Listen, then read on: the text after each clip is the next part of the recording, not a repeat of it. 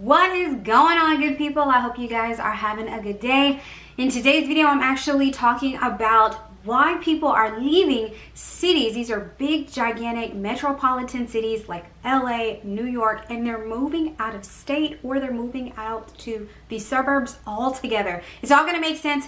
I've seen several people do YouTube videos on this, and I wanna dive a little bit deeper just to give you more of an understanding on what's going on, the financial benefit of it, and there's a huge difference in living in some of these big cities versus living in certain suburbs or even a different state entirely. So we're gonna dive right into that right now. But if you are new here, hey, my name's Asia, and I do talk about ways for you to get paid and to save. I would love for you to be on this journey with me. Let's get into the video right now.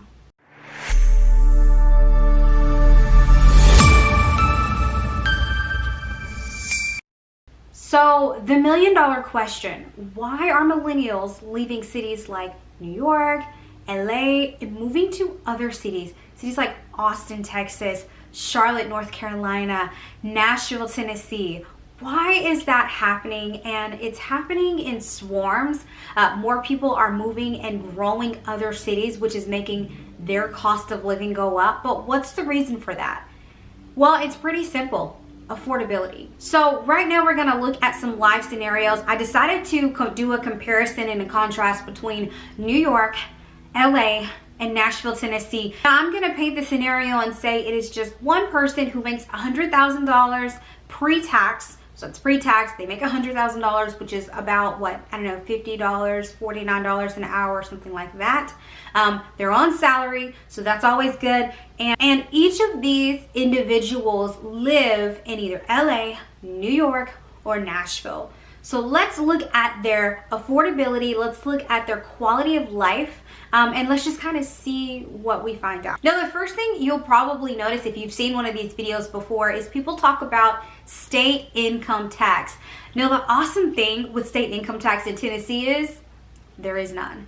Tennessee is one of the, I believe, 7 or 8 states, and I'll post a clip to show you guys, that does not have state income tax. Texas is another one as well, which is why I kind of added Austin into this mix. However, New York and California do. California actually has one of the highest state income tax rates in the nation. It's about 13.3%. Now, New York's range is anywhere from 4 to about 8.5%. So it's a little bit cheaper than California, but we'll kind of get into how that is still a wash. Now, the average price of a home is about $715,000. That's in LA County. Again, there are surrounding counties, but we're just looking at the cities, counties right now.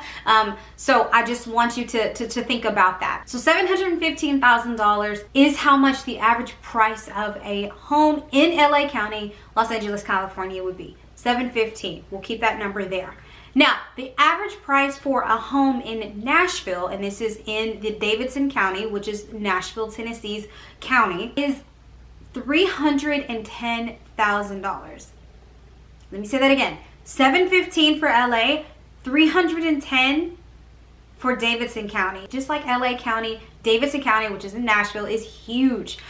There's very desirable areas where you're definitely not going to find a home for $310,000. I personally paid more money than that in my home, and I live the next county over from Davidson County.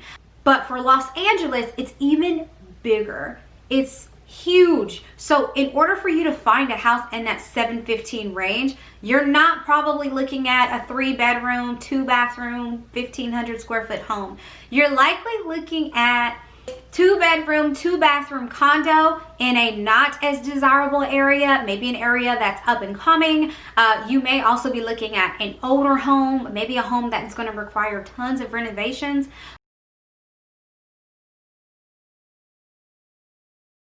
Versus a home in Nashville being $310,000, you could be looking at maybe, depending on some of the less desirable areas or just kind of the less in demand areas is what we'll call them for the sake of this video, would be. So that could be a brand new house. It could be at least 1,800 square feet. You're having a full yard, and it's just a better quality of life.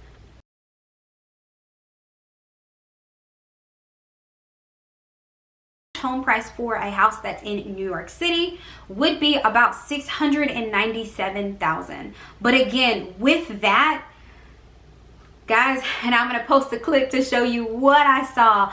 You're looking at maybe a 1 to 2 bedroom apartment. You're looking at a high rise, which some people are okay with. They don't want a yard. They don't want to deal with any yard maintenance or anything like that, which is understandable. But you're looking at a really small apartment, and I may pop in and show you guys or throw in some footage just so you can kind of see what I mean when I say that. If you're in California, again, you still make that same $100,000. Your take-home pay, and this is after tax, is about $71,000. Now, that is just my Uncle Sam, Big Brother, whatever you want to call them, getting their chunk out. So out of that $100,000, your take-home pay is about $71,000. Now let's take that same example. You still make $100,000, only this time you live in Tennessee. Your take-home pay would actually be $77,000.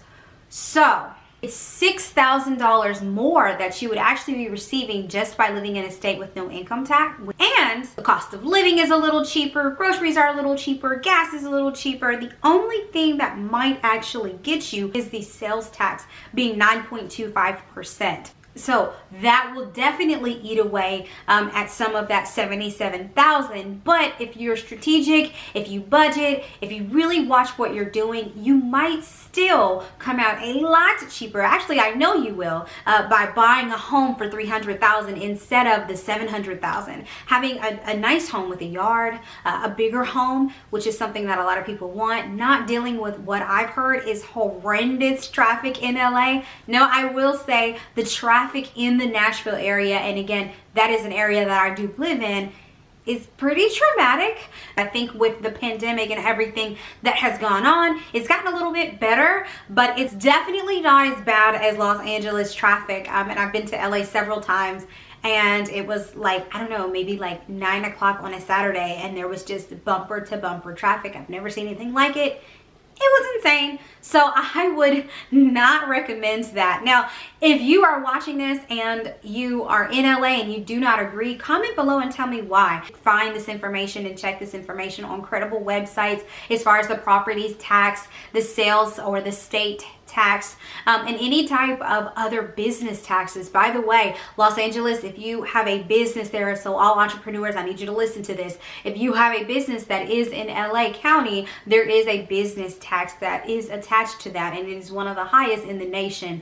No, it depends on the specific type of business as far as the tax rate or the percentage goes, but that's another huge tax. I mean, by the time you get finished paying all these taxes in LA County specifically, you've lost 40% of your income. So your $100,000 job is really about $50,000. Now, if you are not ready to buy and you're just like, you know what, I'm not ready to buy, I'm just going to go the easy route and I'm going to rent.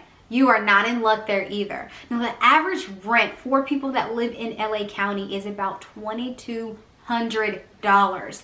That is how much they are paying right now for rent. Some people are paying in specific high rises, penthouses, luxury apartments, even more. It's not uncommon to pay $3,000 for rent, which is crazy to me. That's my mortgage times 2 in a city like Nashville, in a city like Austin. And again, these are all things and all reasons that you are seeing millennials just leaving these big cities, not looking back.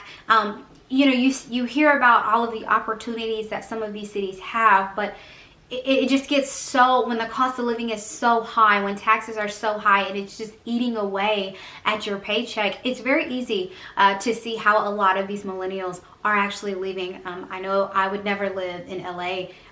Regardless of how much money I made, I just feel like if I can do my work, I'm blessed to say that I have a position, I'm doing my entrepreneurship, and I can do that anywhere as long as I have Wi-Fi. So why would I want to live in LA? I want to challenge you, if you live in LA, if you live in New York and you're watching this, I want to challenge you to see if your employer will let you actually work remote. I know with the pandemic, a lot of employers and a lot of companies are letting you do that. If so, really think about some of these other cities. A lot of people from LA just say the weather is nice all year. It's really hard to get that. You're not getting that everywhere. I think even in Austin, it gets cold sometimes. So you're not necessarily getting what you would be getting in LA, but you do have more financial freedom, a better quality of life. You're getting more of your money back, and it's just something that I think you should really consider. I hope that you liked this video. I hope it explained why so many millennials or individuals in general are actually leaving the city, going towards smaller cities. And if you are new here, like I said, subscribe. I will talk to you guys next time. As always, bye good people. See you later.